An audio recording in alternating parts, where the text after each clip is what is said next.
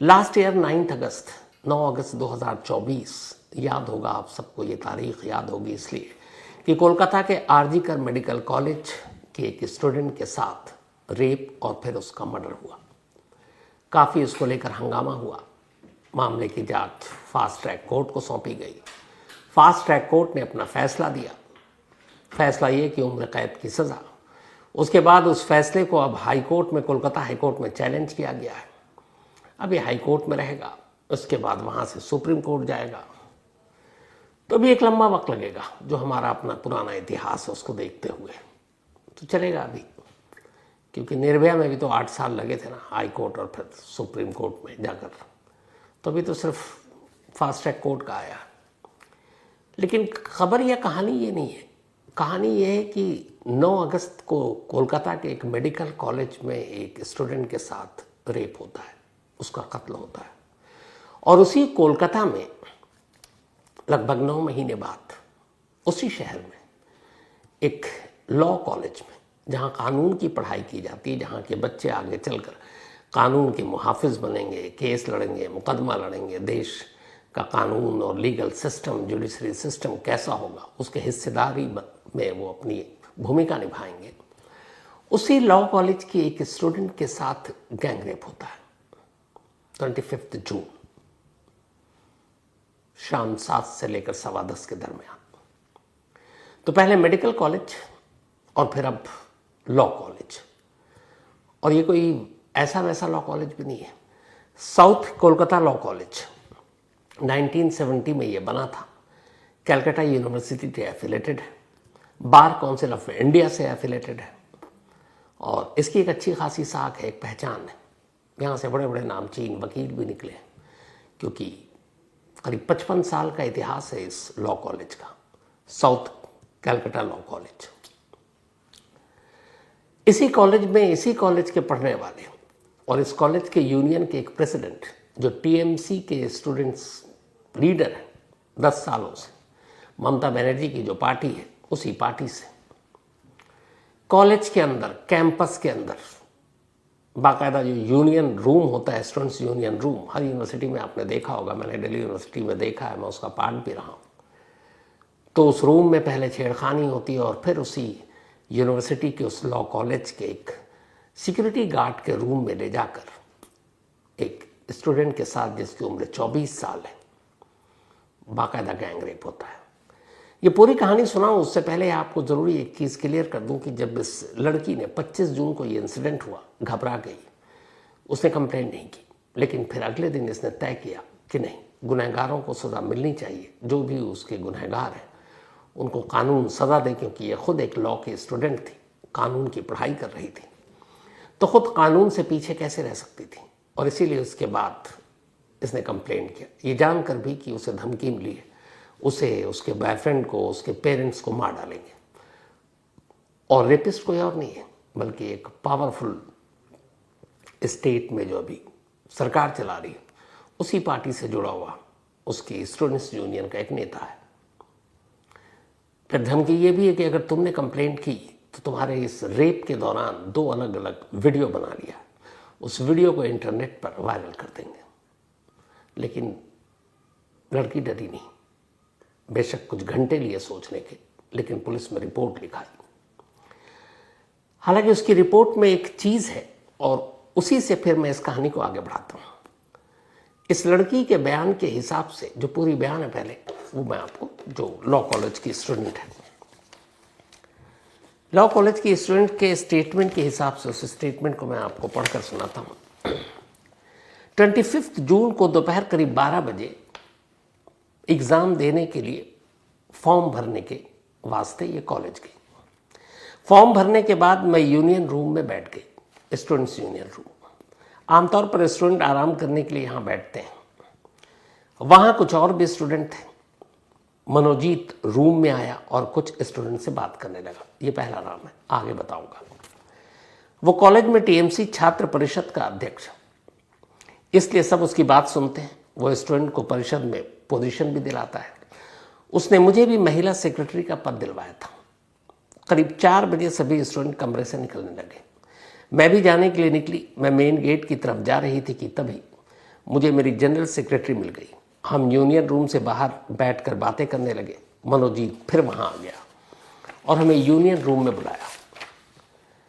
वो कह रहा था कि उसे परिषद के काम के बारे में बात करनी है, स्टूडेंट्स यूनियन के बारे में। इस बीच प्रमित आया और मुझे बाहर बुलाकर ले गया। वो मुझसे मनोजीत और यूनियन के लिए वफादारी साबित करने के लिए कहने लगा।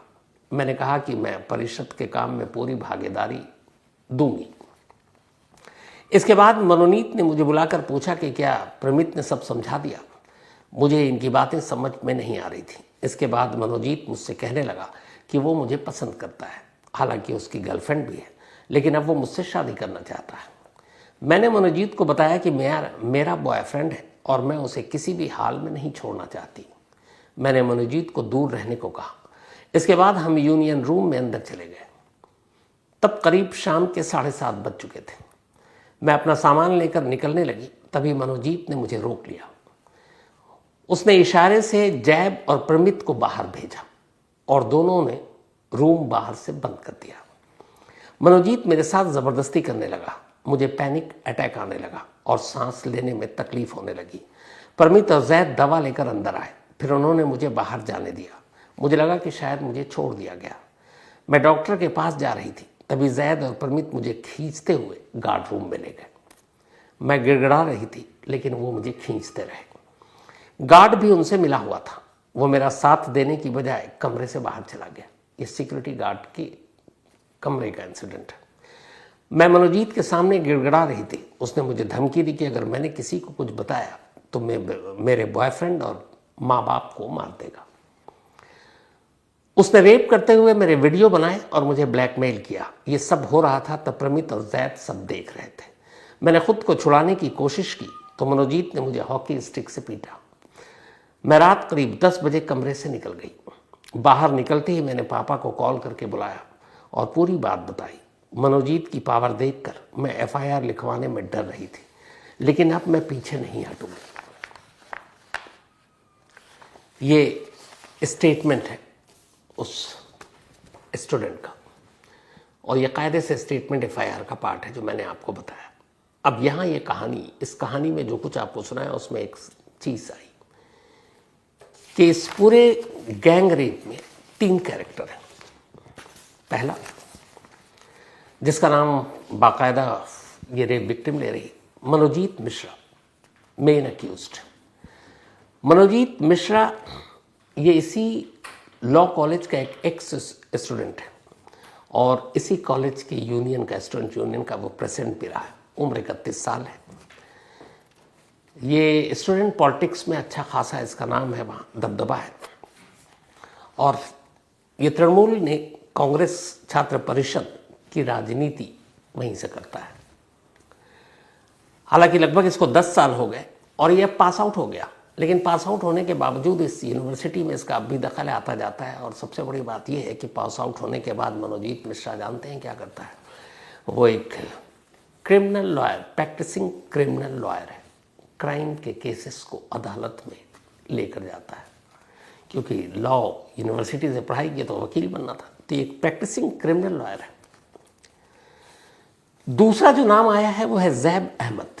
ये को अक्यूज्ड है। जैब अहमद इसी कॉलेज में फर्स्ट ईयर का स्टूडेंट है। 19 साल सिर्फ उम्र है, लेकिन मनोजीत मिश्रा के साथ इसका उठना बैठना है। इस रेप विक्टिम को जो कमरे के अंदर ले जाना, बंद करना, उनमें एक जैब अहमद का रोल है। कोलकाता का ही रहने वाला है और इसी यूनियन पॉलिटिक्स के दौरान इसकी मुलाकात हुई थी मनोजीत मिश्रा से। तीसरा को अक्यूज्ड है प्रमित मुखर्जी उर्फ प्रमित मुखोपाध्याय। ये भी इसी लॉ कॉलेज में सेकेंड ईयर के स्टूडेंट है और 20 साल की उम्र है। कॉलेज पॉलिटिक्स यूनियन में इसका भी दखल है और ये भी मनोजीत मिश्रा का इसी यूनियन पॉलिटिक्स की वजह से पुराना साथी रहा है। इस लड़की की कंप्लेंट के बाद इन तीनों को कोलकाता पुलिस ने उठाया और फिर इन्हें कोर्ट में पेश किया। 4 दिन की पुलिस रिमांड में इन्हें नेक्स्ट ट्यूसडे तक कस्टडी में भेजा गया। अब आगे और बढ़ूं उससे पहले एक सुप्रीम कोर्ट का एक जजमेंट है और ये आप सभी को भी जानना चाहिए। इस एफआईआर में ये लड़की उसने बड़ी ईमानदारी से कंप्लेंट लिखाई। उसने कहा कि जब मैं 25 जून की दोपहर कॉलेज गई, मुझे फॉर्म भरना था और उसके बाद अचानक स्टूडेंट्स यूनियन के रूम में भी गई क्योंकि स्टूडेंट पॉलिटिक्स से ये भी जुड़ी हुई थी, और फिर वहाँ उसे मेन अक्यूज ने बुलाया और उससे ये कहा कि वो उसे पसंद करता, उससे प्यार करता है, जबकि ऑलरेडी उसकी एक गर्लफ्रेंड है। पर उसने कहा मैं तुमसे शादी करूँ, लेकिन ये इस लड़की का अपना एक बॉयफ्रेंड है और जाहिर सी बात है वो उससे शादी करना चाहती है। उसने इनकार किया, जिसके बाद इसे पहले यूनियन रूम में ज़बरदस्ती करने की कोशिश की गई और फिर उस गार्ड रूम में ले जाया गया और गार्ड रूम का दरवाज़ा बंद कर दिया गया। गार्ड ने देखा, गार्ड जानता था और गार्ड भी गुनहगार है, लेकिन गार्ड ने कुछ नहीं कहा, वो वहाँ से चला गया। आज सैटरडे को इस गार्ड को भी अरेस्ट कर लिया गया। तो कुल 4 अरेस्टिंग हो चुकी इस केस में।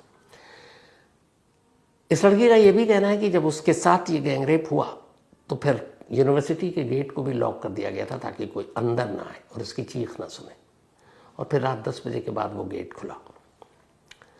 तो एफआईआर के हिसाब से मनोजीत मिश्रा ने इसके साथ रेप किया, लेकिन जैब अहमद और प्रमित मुखर्जी ये दोनों लगातार उसके साथ थे।